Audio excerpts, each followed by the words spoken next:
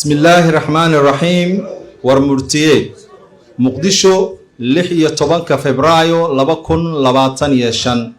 شرعي سهوي مادين ورد السياسات الدلكة ورد برشاد الرئيتك دقنك الصوماليات يقيبها كلا الدوان برشاد الصوماليات أيا لغو لفقوري حالة دقود الدلك يدو سيقارة ديرد الله صاري كحد قدب كدستور كي يشروع الدلك كلا قيبين تبرشادة iyo halista ku dul hogaanaysa jiritaanka qarannimada Soomaaliya shirku markuu arkay inuu madaxweynuhu si bareera ugu tuntay mas'uuliyadii ka saarnay dastuurka uuna jibiyay qodobka koowaad faqradiisa saddexaad ee dastuurka ku meel gaarka ah oo si cad u qeexaya in gobonnimada iyo midnimada jamhuuriyadda federaalka Soomaaliya ay tahay lagu xadgudbaan labo in madaxweynuhu ku fashilmay ilaalinta isku haynta iyo wadajirka ummadda Soomaaliyeed taasoo lid ku ah mabaadiida asaasiga ah ee ku dhisan tahay nidaamka federaalka ah sida ku cad qodobka saddexaad faqradiisa saddexaad ee dastuurka ku meel gaarka ee jamhuuriyadda federaalka Soomaaliya saddex in madaxweynuhu caadeystay mijaxaabinta kala socnaanta awoodaha dawladda mijaxaabinta iyo isku milanka awoodaha dawladda taasoo wiiqaysa hufnaanta iyo isla xisaabtanka hay'adaha dastuuriga ah sida ku cad qodobka saddexaad faqradiisa afaraad ee dastuurka ku meel gaarka ee jamhuuriyadda federaalka Soomaaliya afar in madaxweynuhu uu dastuurkii ay Soomaalidu heshiiska ku ahayd uu ku bedelay dastuur uu ka leeyahay dana gaar ah kaas oo aan loo marin hanaan sharci ah oo waafaqsan habraacyadii dastuuriga ahaa shan in lacago sharci darro ah si joogto ah loogu soo rogo ganacsatada gobolka Banaadir taasoo sababtay inuu xirmo suuqii ugu weynaa ee bariga Afrika ee suuqa Bakaaraha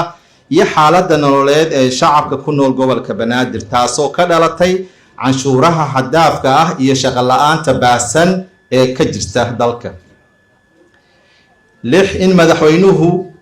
horkacayo boobka hantida guud ee qaranka barakicinta iyo awood u sheegashada shacabka danyarta ah ee ku nool magaalada Muqdisho isla markaana dhulka laga barakiciyay dadkii danyarta ahaa laga iibinayo ganacsato si gaar ah ugu xiran madaxweyne Xasan Sheekh Maxamuud dadkiina aan loo sameyn dib u dejin ay xaq ugu lahaayeen dawladooda toddobo in madaxweynuhu samaystay guddi doorasho oo aan lahayn wax sharciyada kaasoo baalmarsan qodobada dastuurka ee qeexaya dib u dhismaha iyo shuruudaha laga rabo guddiyada noocan ah sida ku cad qodobka 111 faqradiisa labaad qodobka 111 xarafkiisa e iyo qodobka 111 g ee dastuurka ku meel gaarka ah ee jamhuuriyadda federaalka Soomaaliya kadib markii uu arkay shirka xadgudubyada aan loo meel dayin ee sare ku xusan iyo kuwa kale oo aan qoraalka lagu soo koobi karin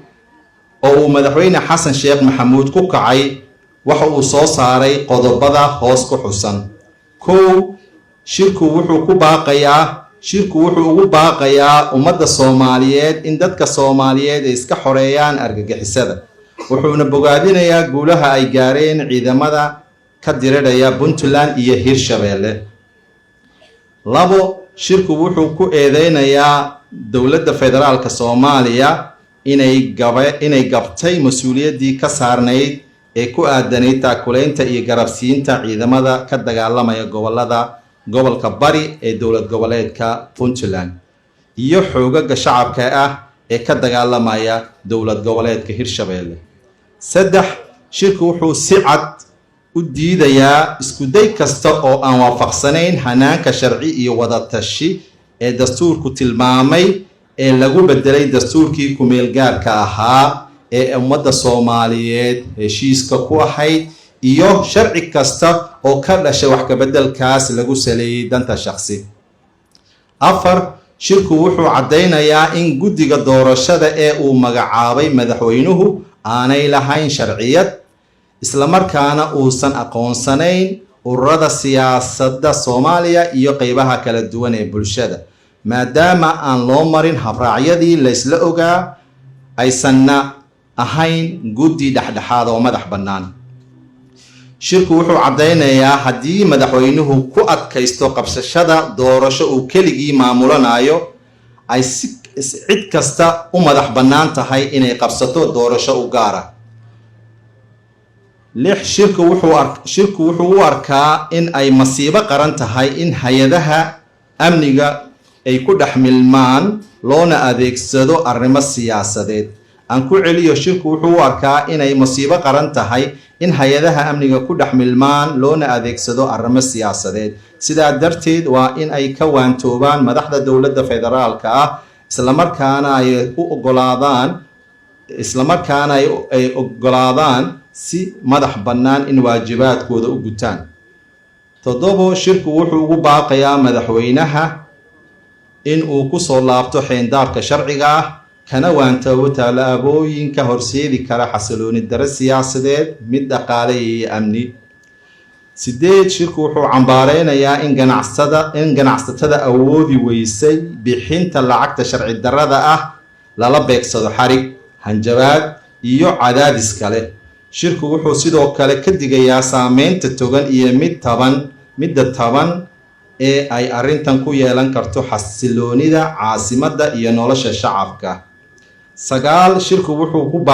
ugu baaqayaa dhammaan waxgaradka bulshada Soomaaliyeed iyo saamileyda siyaasadeed in la sameeyo wada tashiyo ballaaran islamarkaana la isugu yimaado shirweyne lagu badbaadinayo jiritaanka midnimada Soomaaliya. ugu dambeyn, shirku wuxuu ku baaqayaa in siyaasiyiinta mucaaradka diyaariyaan hannaan doorasho oo la isku waafaqi karo ummadana u soo bandhigaan kaasoo